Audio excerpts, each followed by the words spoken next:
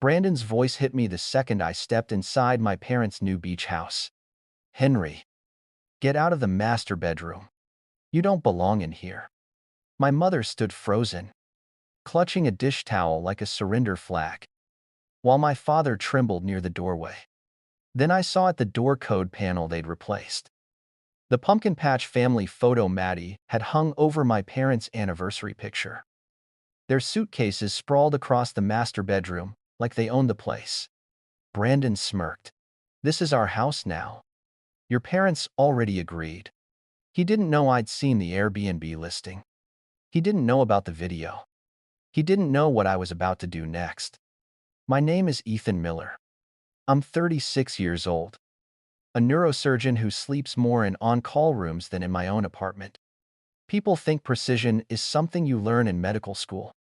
But for me, it started long before that, long before scalpels and bright surgical lights.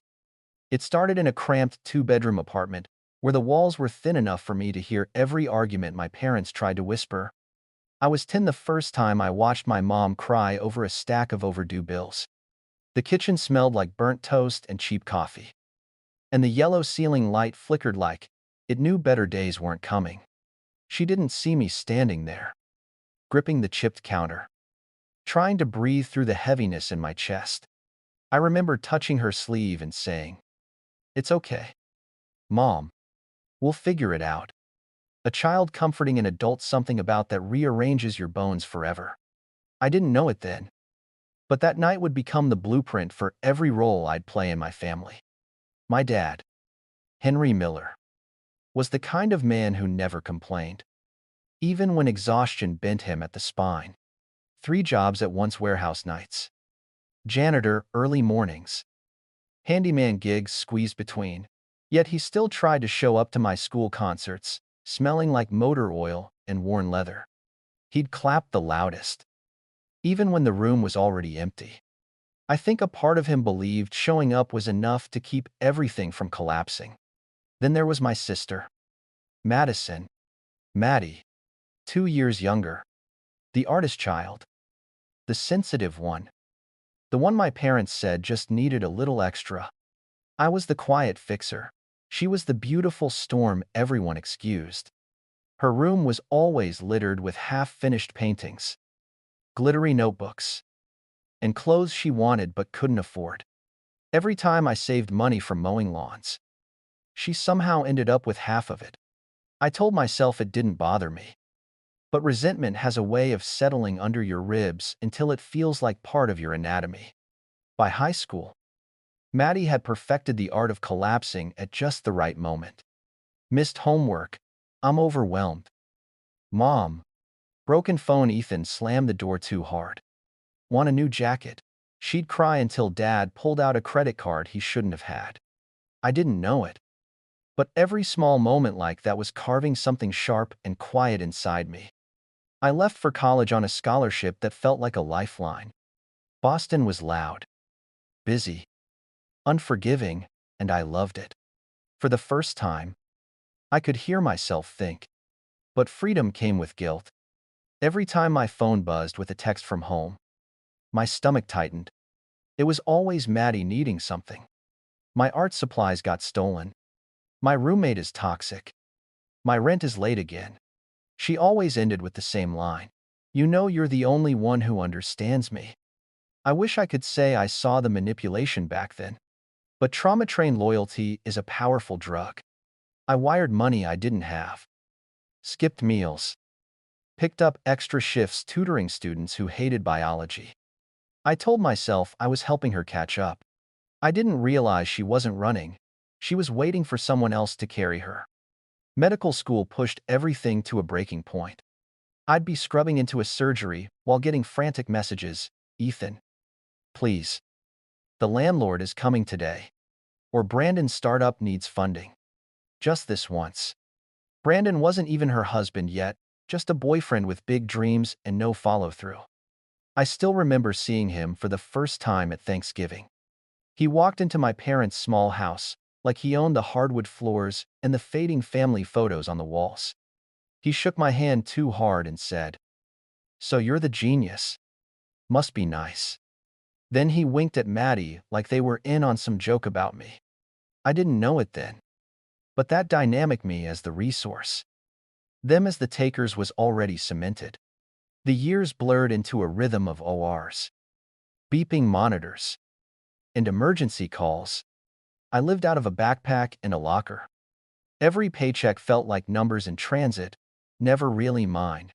Meanwhile, Maddie and Brandon bounced from apartment to apartment, job to job, crisis to crisis. Whenever things exploded, they called me. Not my parents. Me.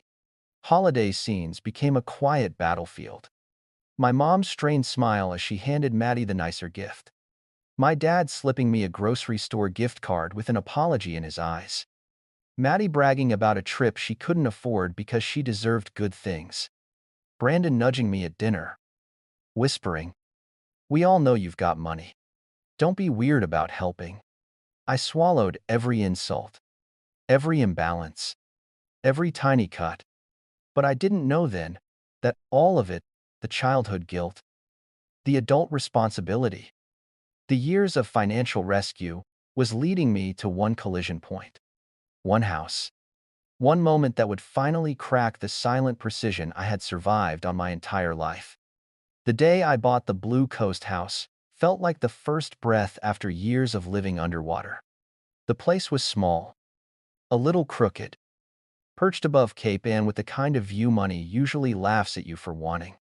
But when my parents stepped inside, Dad's hands grazing the banister, Mom's breath catching at the smell of salt and lemon polish, it felt like I had finally undone decades of scarcity.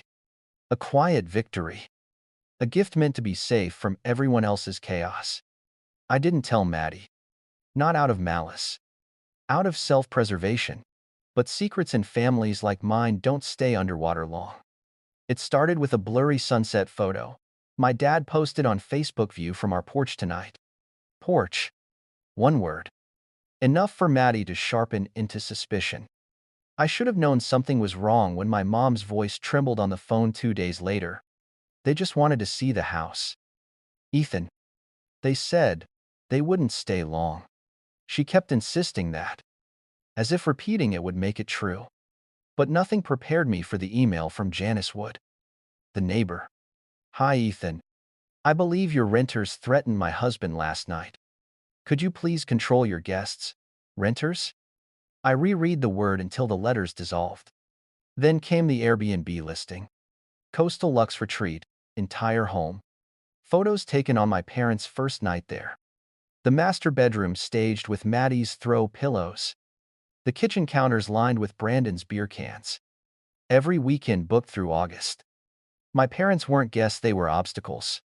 I drove down the coast that same afternoon. My hospital badge still clipped to my scrubs. Every mile tightened something in my throat. I rehearsed calm explanations. Imagined gentle resets. I still believed I could fix this without drawing blood. When I arrived, the driveway was crowded with cars I didn't recognize. The front door stood open, music thumping from inside. My mother stood near the kitchen island, twisting a dish towel like she was wringing out her own nerves.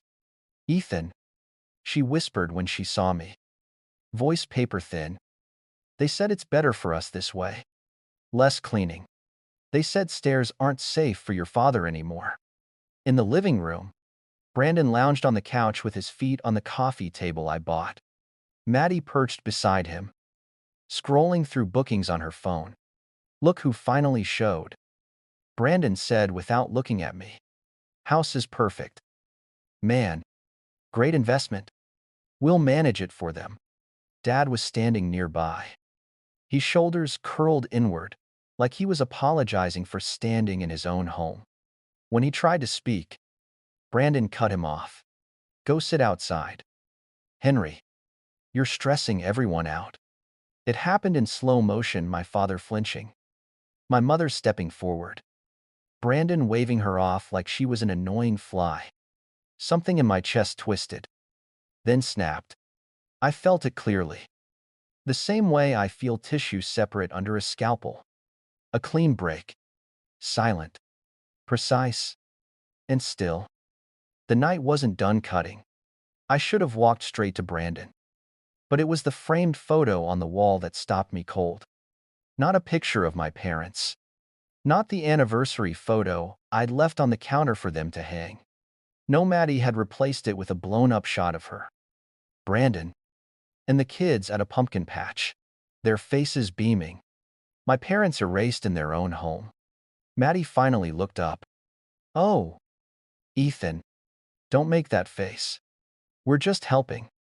Mom said we could stay for a couple months. You know how stressed they get." Then she slipped into that soft, airy tone she's always used on me. The one she thinks sounds innocent. "It's not a big deal. You're barely here." Anyway, her words stung more than I expected. Barely here. As if the 12-hour surgeries, the sleepless nights, the years I'd spent wiring money to save her life choices, all of that made me less of a son. Brandon pushed himself up from the couch, beer in hand. "We've already changed the door code. Safer that way. Too many people coming around." He said it with a straight face, like he wasn't the reason cars were lined up down the street. I walked through the house in a daze. Every room told the same story: their laundry draped over chairs, their kids' toys scattered across the floors, their belongings stuffing drawers meant for my parents. They weren't visiting. They'd moved in. When I stepped onto the back deck, Dad followed me. The ocean behind him shimmered like it was holding its breath. His hands shook the way they do when he's furious, but trying not to show it. "I tried to tell them no," he whispered. "But they kept saying it was what you wanted." The guilt sliced through me. All my life, I'd been the one patching holes, rewriting disasters, smoothing over chaos. I thought giving them this house would finally lift that burden. Instead, it had given Maddie and Brandon a new stage to perform on. Then the twist I didn't expect arrived quietly. Janice, the neighbor, stepped onto her porch and caught my eye. She called out softly, "Ethan, you need to see something." She slid her phone across the railing. A video, grainy, recorded at dusk. Brandon shoving my father backward near the shed the night before. Dad stumbling, clutching the railing to steady himself. Brandon laughing like it was nothing. My stomach turned to stone. "Why didn't you tell me?" I asked Dad. He looked away. "I didn't want to make trouble. They kept saying we were in the way." I felt something cold bloom inside me. A clarity I'd only felt in operating rooms. When a life depends on not trembling, I understood, in that moment, that this wasn't about a house. This was about a lifetime of stepping aside while someone else took whatever they wanted. When I walked back inside, Maddie was recording a video on her phone, angling herself so the ocean view framed her perfectly, manifesting my dream summer. She chirped to her followers. Sometimes blessings just appear. She had no idea I'd seen the video. No idea what her husband had done. No idea the line she'd crossed. Because when I looked at my father small, humiliated, pushed aside in the one place meant to honor him, I felt a switch inside me flip. Quiet. Final.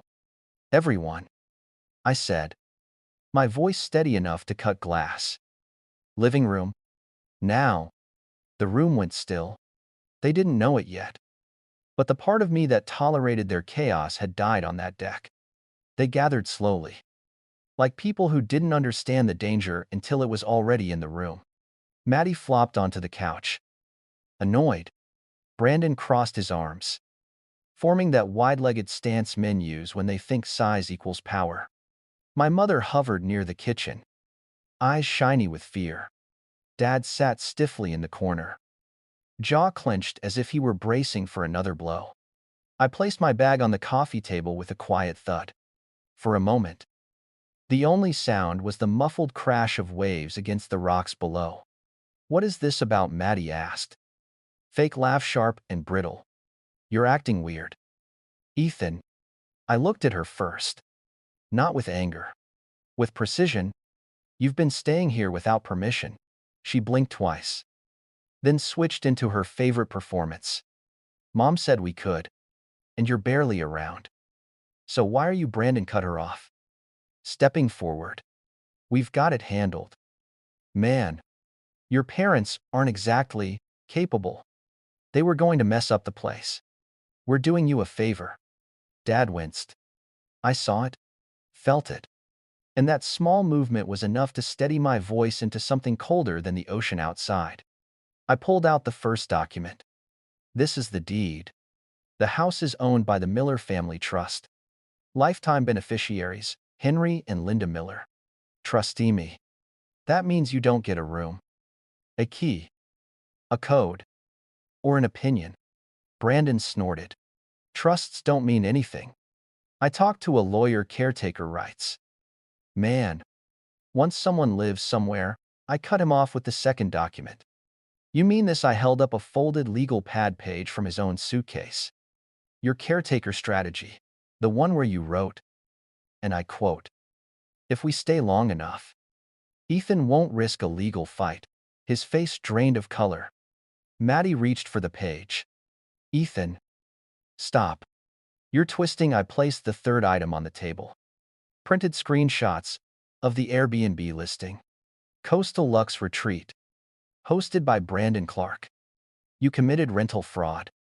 You also violated HOA, Article 7. 3. No short-term rentals. Mr. Daniels has already been notified. Right on cue. A knock sounded. Slow. Heavy. Brandon tensed. I opened the door. Mr. Daniels stood there, gray-haired, broad-shouldered, wearing the kind of expression HOA presidents reserve for people they already dislike. Evening. Ethan, we received several complaints. I'll need to confirm occupancy. Brandon sputtered. We're family. This is our house. Mr. Daniels raised an eyebrow. Then why was my team sent a rental link with your bank account on it? Silence. The ugly kind. I set the fourth piece of evidence on the table. There's more. I turned my phone toward Maddie and hit play. The video from Janice. Grainy. Undeniable. Brandon shoving my father. Dad, stumbling. Grabbing the railing. Pain flickering across his face. My mother gasped. Maddie went pale. Brandon whispered. That's edited. She's lying. Don't. I said quietly. Don't insult me by pretending. For the first time all night. He shut up. Dad looked at me. Shame and gratitude warring in his eyes. That was the moment the room shifted. The air thickened. Even the kids, who had been playing on the floor, froze as if they sensed something seismic was happening. I took a breath. Slow. Controlled. The kind of breath I take before making an incision. Here's what's going to happen. I said. You're going to pack your things. You're going to delete the listing. You're going to refund every single booking. And you will leave this house tonight. You can't make us. Maddie whispered. Voice trembling. We're family. No. I said. I'm the only one who's been acting like family. Brandon stepped toward me. Fists clenched. Try it. Try making me leave. I didn't flinch. I just lifted my phone and turned the screen toward him. A text thread with a locksmith named Victor. He's outside. Right now. Tools in hand. The locks change in 10 minutes. His jaw fell open. Maddie's eyes filled. My mother's breath caught. My father straightened in his chair like a man remembering his spine. Mr. Daniels folded his arms. You're trespassing. And if you're still here in 10 minutes, I'll call the sheriff myself. The room cracked open. Panic. Scrambling. Brandon cursing under his breath. Maddie sobbing. The kids confused and sleepy. But beneath all of that, rising, steady, and undeniable, was the sound of something new. My father's breathing. Calm. For the first time since the housewarming. When the last bag hit the driveway and the door finally closed behind them. Victor swapped the lock with a practiced twist. He handed me the new code. My father watched. My mother exhaled. The house, for the first time since buying it, felt like it belonged to the right people. Then I smiled. Small, cold, controlled. The kind of smile that meant this wasn't over. This was only the beginning. After the locks clicked into place and Victor's truck disappeared down the street, the house finally settled. It was subtle at first, the soft hum of the fridge, in the distant rhythm of waves, but it felt like the walls themselves were exhaling after holding tension too long. My mother sat at the dining table, fingers wrapped around a mug of chamomile tea. My father wandered to the window overlooking the water. Your shoulders no longer curled in defeat. I walked through each room like a doctor, doing post-op checks. Cabinets intact, drawers emptied, doors closing cleanly instead of slamming under someone else's entitlement. The master bedroom, stripped of Maddie's throw pillows, felt whole again. My mother had placed fresh linens on the bed earlier that week. She'd been so proud of it, so careful. It hurt to think how quickly that peace had been violated. My phone buzzed. A new text from Maddie. 3 paragraphs blaming me for destroying family unity. A photo of her kids sleeping in the car.